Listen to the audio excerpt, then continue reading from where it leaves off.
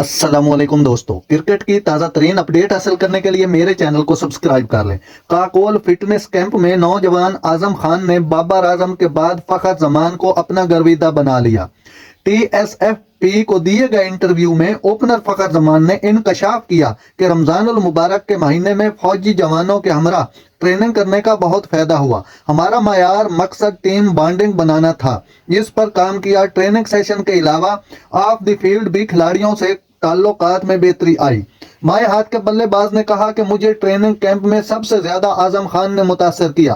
ہم ان سے اتنی سخت تربیت کی توقع نہیں کر رہے تھے، کیونکہ ان کی جسمانی ساخت ایسی ہے کہ ہم اس طرح کے چیلنجز کا سامنا کرنے کی توقع نہیں کی تھی۔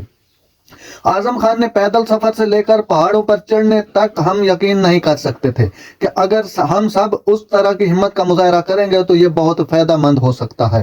قبل ازیں قومی ٹیم کے کپتان بابر اعظم نے بھی یادگار لمحے کا ذکر کرتے ہوئے کہا تھا کہ اعظم خان کا پہاڑ کی چوٹی سر کرنا وہ ایک سب سے دلچسپ لمحہ تھا۔ ناظرین، ایسی بر وقت خبریں سننے کے لیے میرے چینل کو سبسکرائب کر لیں۔ اللہ حافظ۔